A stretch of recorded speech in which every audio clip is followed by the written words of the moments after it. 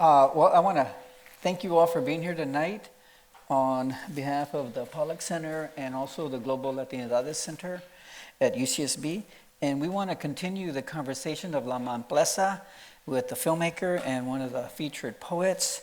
The filmmaker, as we know, is Ellie Walton. She is originally from this neighborhood, La Manplesa, and she was there when this event occurred. And she is a documentary filmmaker, but also a poet. And Sami Miranda is originally from the Bronx. He is of Puerto Rican heritage, and he wound up in D.C., in La Manplesa, as a student at Georgetown University, and now is a high school teacher in that same area. So what we want to do today is have a conversation about all aspects regarding the film, regarding the events that are chronicled in the film.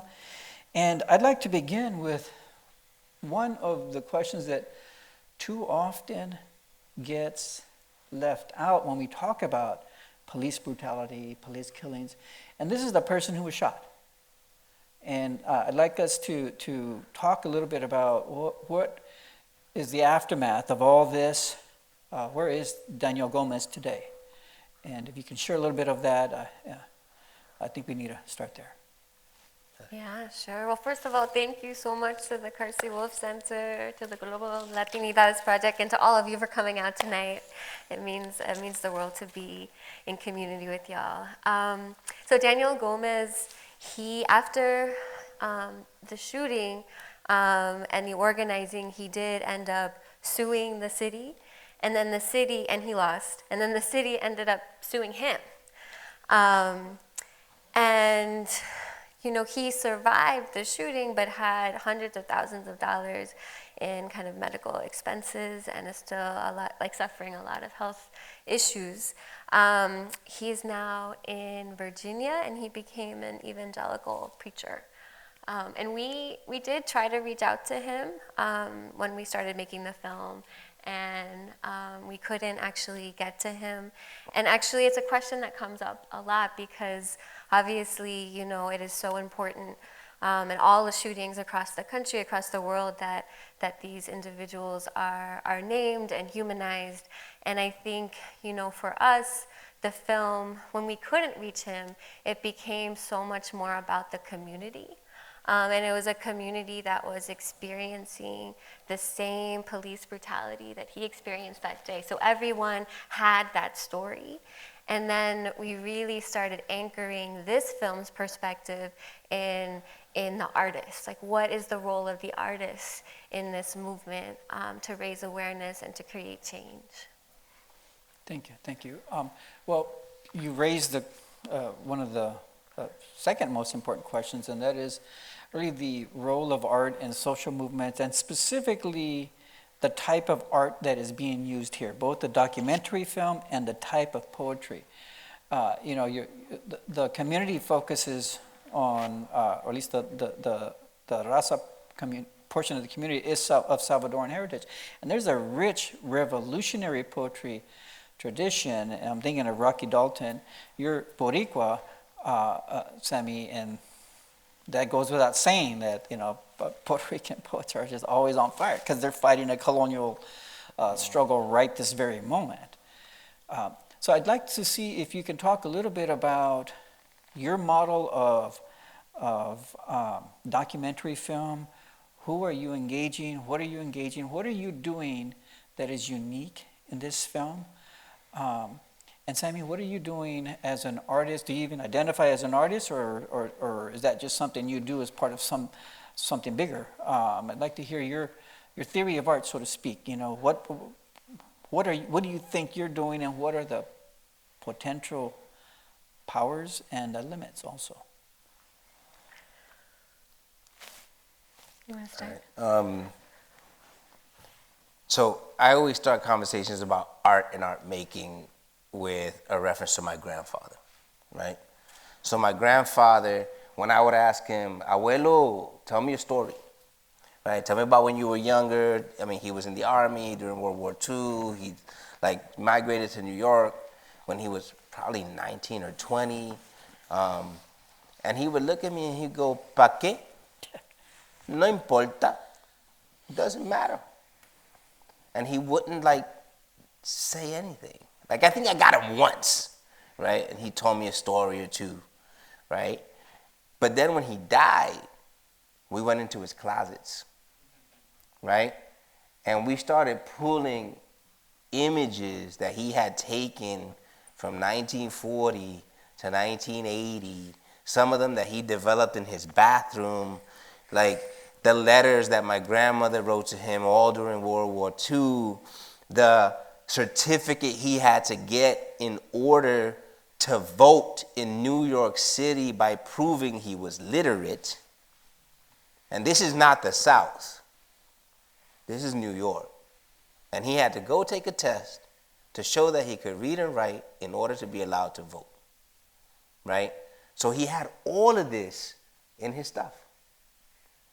So I start thinking back and I'm like, Abuelo, man, you really f***ed me over. Because there's so much here, right? But I think for me, art making and being an artist, I mean, I think all art is activism, right? Just the fact that you can make the time to make it, like, you know, is activism. But I think I work so that the words that my grandfather said about his story not being important are silenced, right? So that, and I tell the stories of folks who either are like, no, that's just it. I just live a normal life. It's okay, you know, because those are the ones that are most likely not to be told, right? So in my poetry, in my visual work, like it's all figurative in many ways because I want to focus in on people because people make the story and make community and allow others to see that there's a beauty in everybody, right? Well, if I can jump in there, we're going to hear another poem or two from you before we close. But I did notice a conversational tone. It reminds me of Latin American conversational poetry, specifically from the insurgent period from the 60s, 70s, and 80s, made more famous by Nicaragua, but the Salvadoran poets are just really, really there. And you just talked about a people's art that reminds me of Rocky Dalton, right? All his poems are about huge things, imperialism, but through the vision of the workers. Yeah. And that's what I started to hear in your poem, just as you opened up as a conversation, and it's the people's art. It is a very different type of art, and I would probably disagree that all art is activism. It could be art making. Art making. Okay. Well, your art certainly is activism, and we agree on that. And it's actually more than activist. I think it is actually it's verging on insurrection. So that's the biggest compliment I could give. But I think that process is always essential, like the how the art is made. And for me as a filmmaker, it is always essential that it's collaborative and made in community. I grew up in Mount Pleasant. I was 9 years old when this happened. I walked up. I saw Daniel Gomez's blood on the cement. Like I felt the anger and frustration. I ran from the tear gas the next day. And it was a moment, I was 9, but it was a moment that actually was a seed that planted like why I wanted to become a filmmaker. Because similar to what Sami just said, like realizing how folks, this neighborhood that raised me, and yet there were so many folks that weren't being seen and heard, and seeing storytelling as this vehicle for bringing people together like this so that people can listen to one another. But for me, even the process of putting it together, it needs to be collaborative. So I know I've known Kike since I was a kid. He was a mentor of mine. And I immediately reached out to him. And the kind of process of making this film was always like, talk to Kike, talk to Lilo, who do we need, what poems need to be in this? Bring them into the edit room. Let's talk about what needs to be in this film. And then at the end of it, it's essential to then give it back to the community too.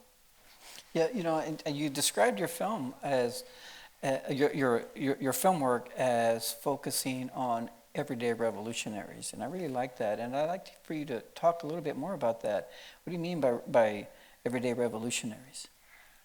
You know, similar to what you were saying about the everyday poetry, I mean, I think we make revolutions in so many different ways, and sometimes it's the small acts that need to be honored and captured that don't get seen.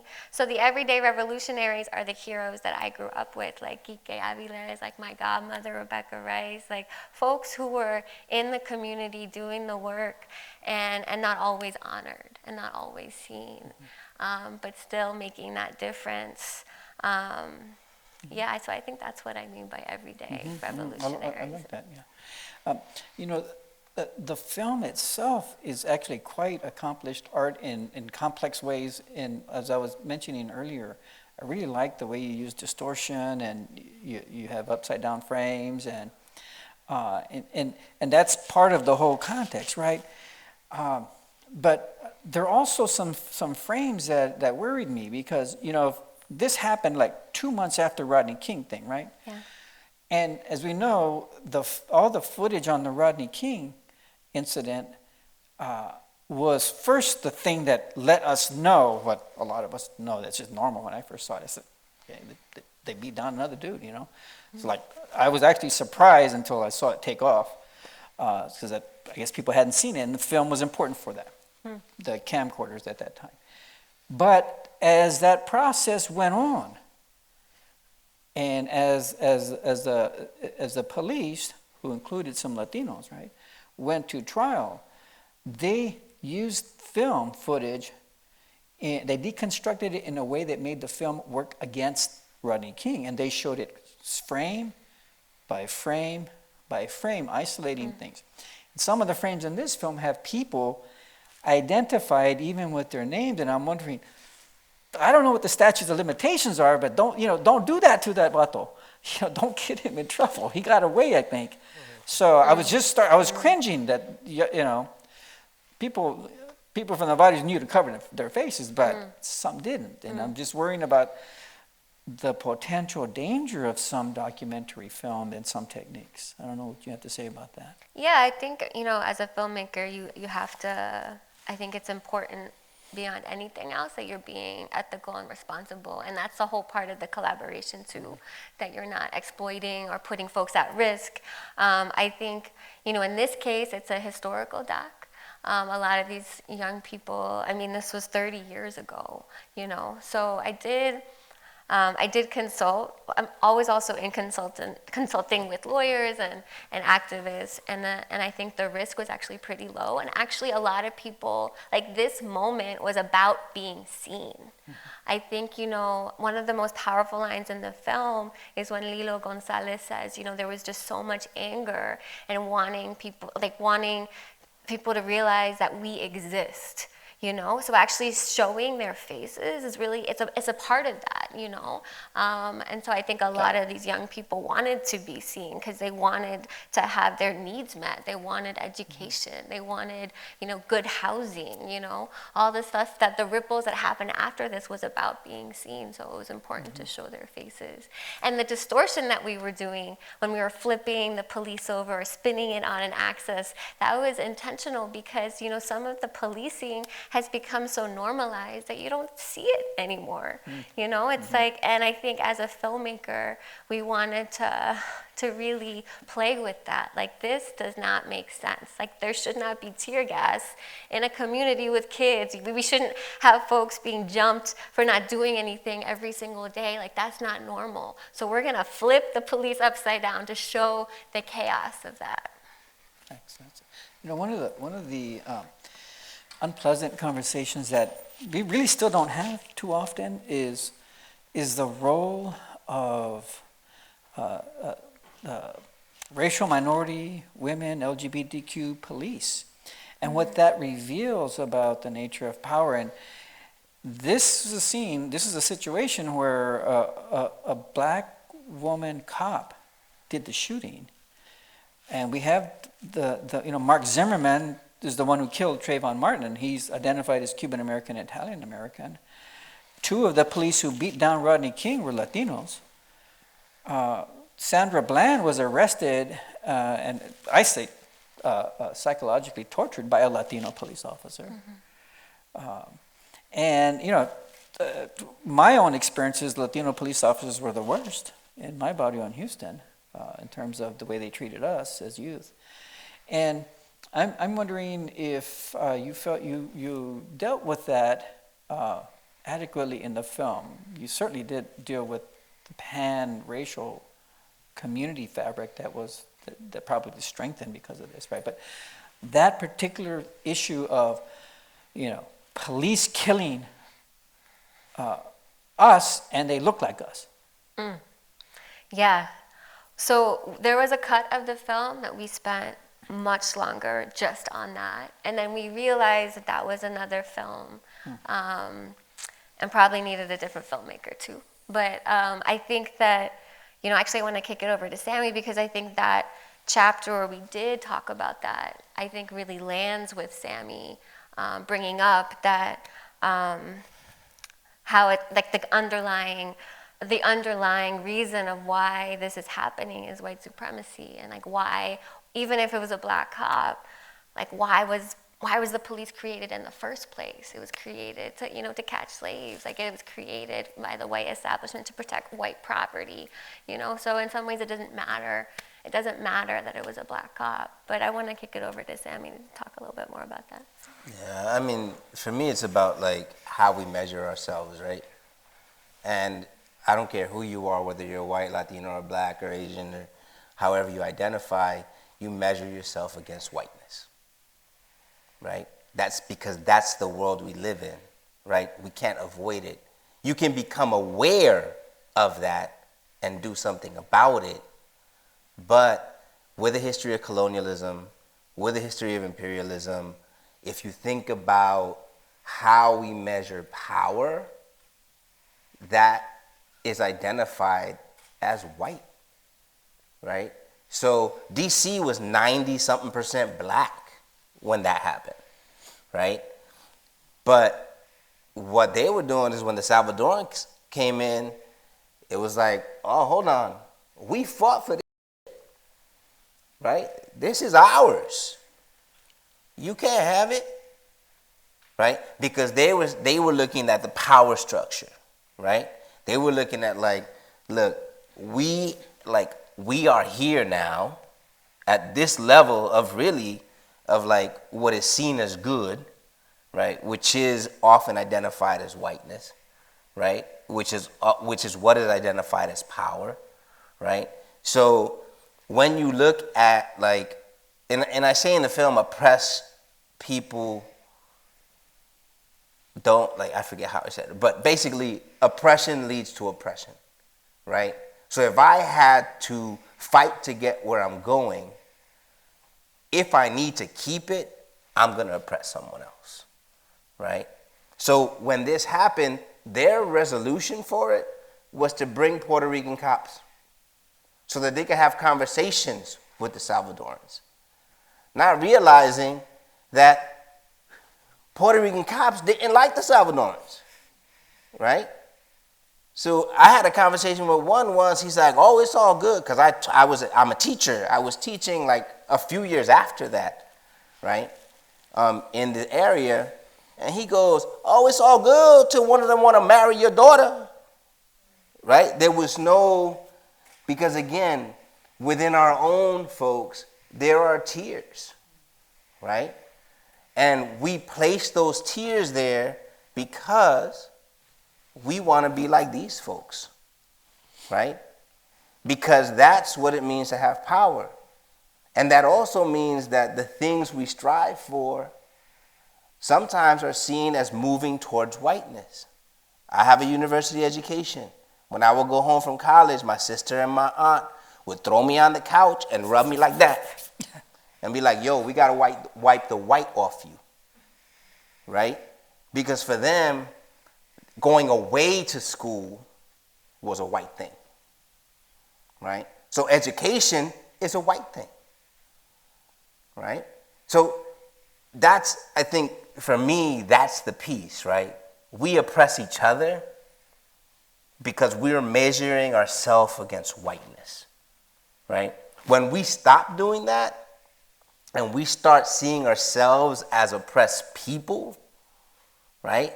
Then you get a conversation, right? Wait, no, your oppression is like mine, right? And this has to do not just with race, but with money, right? I got the bass player in the film, he says, look, there are folks and there are people. Folks are the ones who get it and work with you to make the changes that need to happen. And people are the ones they're fighting, right? So we got to get more folks talking to each other. I like that. You remind me of, when I came back from graduate school, I went to eat at my tia's house, and I asked for a fork, and they all looked at me like, because we eat with tortillas, right, in my family, right? So I didn't even know. Yeah, right? Yeah, and it is true, this does become part of training to become a member of the managerial class, and that issue relates to something you said, the word power, and I'd like to hear you talk a little bit more about power. You're coming from a Boricua heritage. You are a colonial subject. I know a lot of people don't like that term, but Puerto Rico is a colony. There are different rights, if you want to call them that, afforded to Puerto Ricans on the island than those here in the mainland. Federal voting rights, for instance, etc. There is a separate and unequal reality there. And I was hoping that you might be able to talk about that word power, and particularly Latino, Latina, Latinx power, in relation to U.S. colonialism, and also that framework you gave us between folks, which I'm seeing, the working class folks, and the managerial class that a lot of us are part of and being trained to be part of until we try to become subversive to the degree that we're able. But so, yeah, what is Latino power, basically? How do we get free? You asking? it's like y'all know. Does somebody out there know how to get free? Yeah. Now here's the thing. You're right. We are free to make the choices we need to make around how we get involved in community. Right? Okay? That's the piece. For me anyway. It's like I chose to be a teacher. Right? My mother was a teacher. Right? And for many folks who go into the profession, that is a seat of power in the wrong direction. Because I carry trauma, right? And when I become a teacher, that trauma gets passed on to my students by the way I interact with them, right? So I think when we make choices about how we're going to interact with community, and we start dealing with the trauma of, and I think we all carry trauma, right?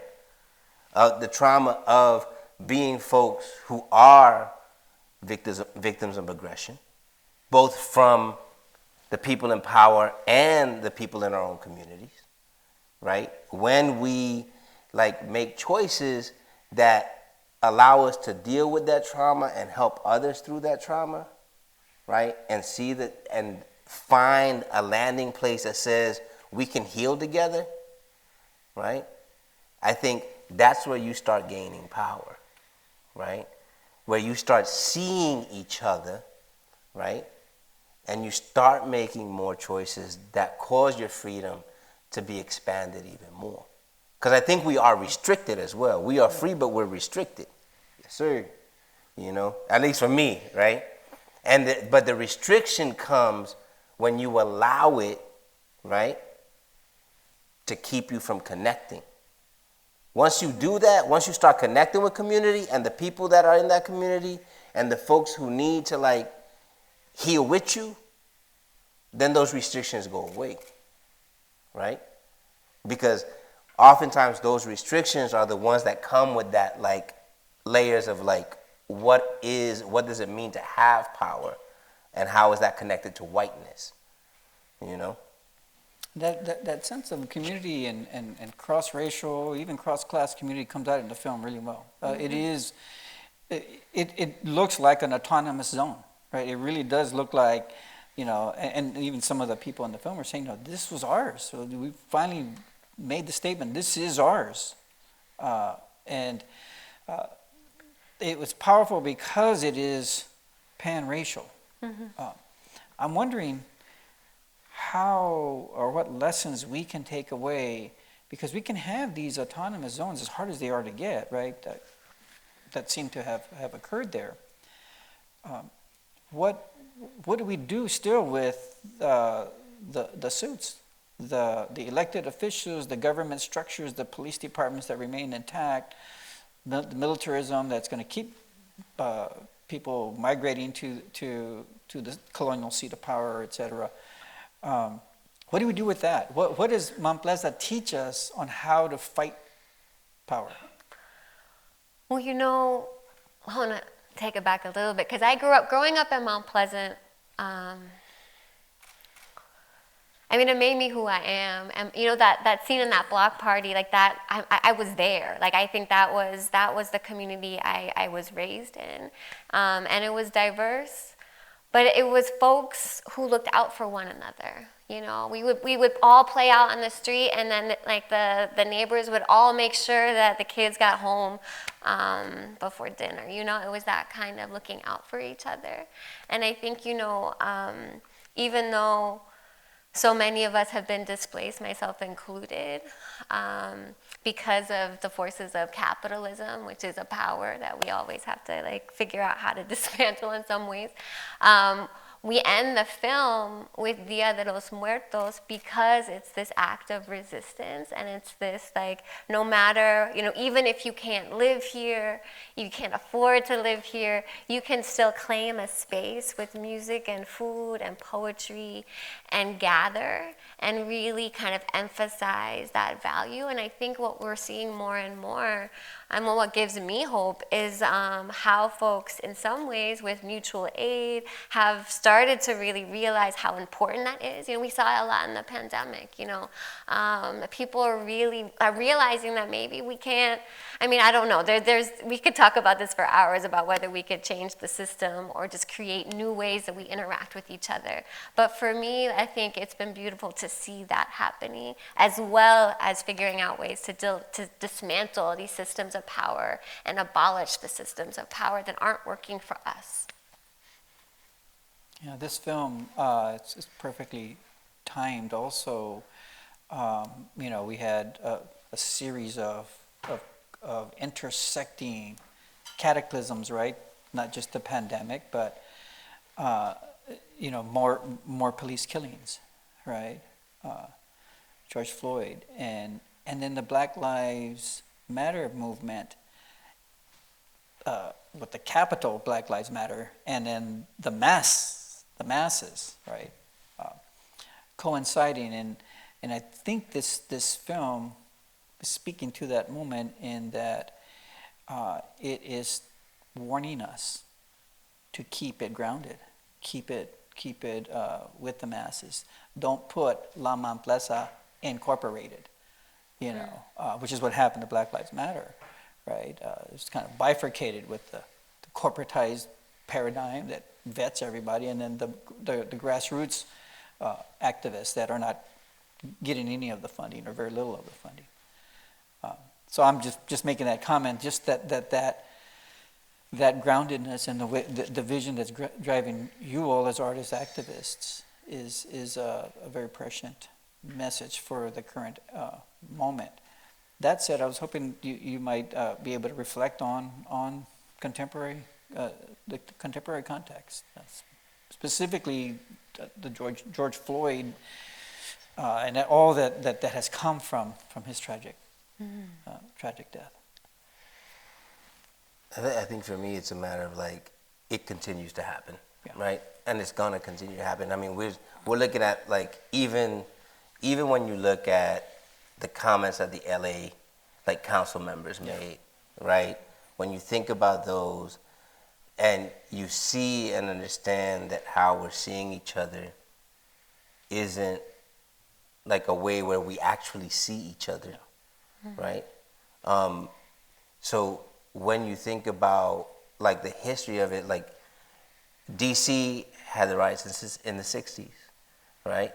And then the La Manplesa riot, like uprisings happened right after like Rodney King was filmed, right?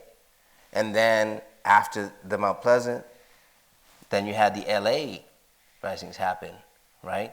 So you would have thought maybe, somebody would have paid attention to that, right? And then you come back because there's no shifts in policing. There's no a lot of folks are like, oh no, there's no way you can like get rid of policing, but you put some really good social workers out there. You put some folks who are really like in tune with people. A lot of the work that police do have nothing to do with what is needed, right? So you gotta get rid of what doesn't work, and it's not working, right? And they've tried changing it. So if you're looking at what's happening now, it's because nothing has changed in terms of how power interacts with communities, right? So the community has to take on that power, right? So again, you look at social workers, educators, you bring folks in who understand like how to create arts programs and create spaces for people, right, to be seen, really seen. Then you start seeing the move away from the things that are happening, right? But as long as we see a neighborhood or a people in a neighborhood or even a city as a thing to be controlled, you're going to have the same thing happen over and over again. And I think in this case, I remember a couple years after Gomez was shot, someone saying, this didn't matter. It was a blip in history. And one of the reasons they said that was because, the cop was black. Oh, Gomez was drunk. Like it was like these ways that they were erasing what had happened. And I think, one of the images in the film, which in some ways distills one of the kind of messages we wanted to share, was that moment with the 3 helicopters where we're connecting the Civil War in El Salvador to the, to 1991, to 2020 with the George Floyd protests, and realizing just how connected they are, because when things are erased and they can get tucked under, and then the systems of why they're happening also are not shown, So I think the film is about connecting those dots. And, and now with the Black Lives Matter movement, we do have like recordings of everything, and that's been huge. It's not enough. But it's huge because that wasn't there. That wasn't there for Daniel Gomez. And it was one of the reasons that also it was tucked away. I think we could be in a moment, an access towards that vision that you were talking about, Sami, and it's because of films like yours. And what you describe reminds me of what in Cuba is called Committees for the Defense of the Revolution. And they're neighborhood committees. And they have their social worker. They have their medical cadre. They have their teachers, counselors, youth. They have every neighborhood organized in a way that emphasizes serving the community. The police, you won't even see them. Okay? They don't need police because the community is taking care of each other. And there's all kinds of complications and all kinds of different understandings of what the Committees for the Defense of the Revolution might mean. But they're also U.S. analogs. And we saw that with the Young Lords, with the Black Panthers, with a certain degree Brown Berets, a lot of grassroots organizations. And we're seeing that now also in a few cities in, like say Portland, they have an intermediary cadre. I was a paramedic, right? And most of the things that we're dealing with are not immediately medical, right? And what they have done in Portland and a few other cities is have a crisis reaction team, and it would involve medical and psychological services, usually 2 people, kind of like an ambulance, but not necessarily an ambulance, because an ambulance, we're taking people to the hospital, police are taking you to jail if they don't shoot you first. You need something in between, and I just reference that, however imperfect it is, just to say that it isn't a utopian, unrealizable possibility for us to have alternatives to the police. And I think we'll have to end with that after a poem. If you can honor us again with your righteous words. So one of the things that's happening, and I'll shift it from this to more of looking at Puerto Rico, actually, because 5 years ago Maria hit Puerto Rico, and there are still tarps covering the homes of folks who lost their roofs 5 years ago, and now they just got hit again with another one. And you talk to Puerto Ricans, and a lot of them are doing the work. They're having to do the work that a government should be doing, right? But there's a saying in Puerto Rico, pero nada, but nothing, right?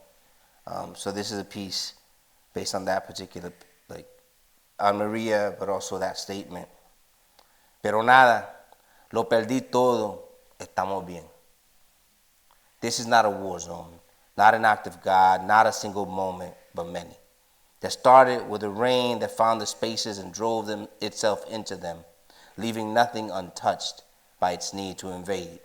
That started with the wind cutting through a home, causing the woman inside to scream at it, to yell her resistance, to lay claim to what was hers.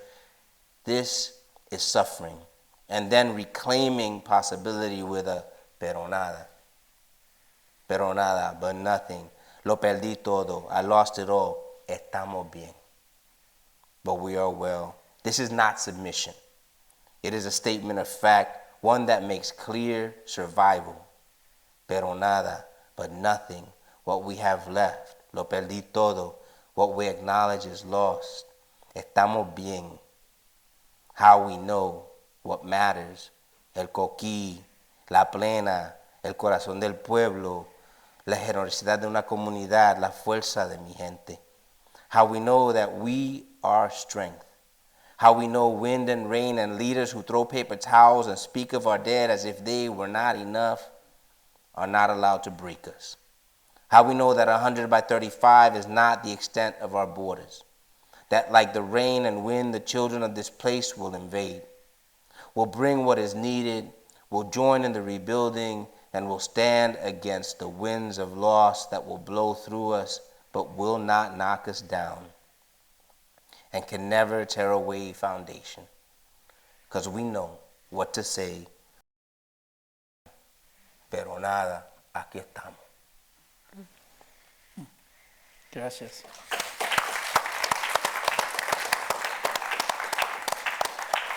Thank you very much. I just want to thank everybody for being here. I think you ended on a very perfect note. I'm thinking of New Yorkers and also the New York Poets movement and its second and third generation going on now, which I see you as part of. That's all I'll say. You all give us some hope, some vision, and no easy answers, and more questions, I would say, because we still haven't figured out what freedom is, but we're getting there, right? We'll get there together. So with that, I just want to thank everyone for being here again. Thank you.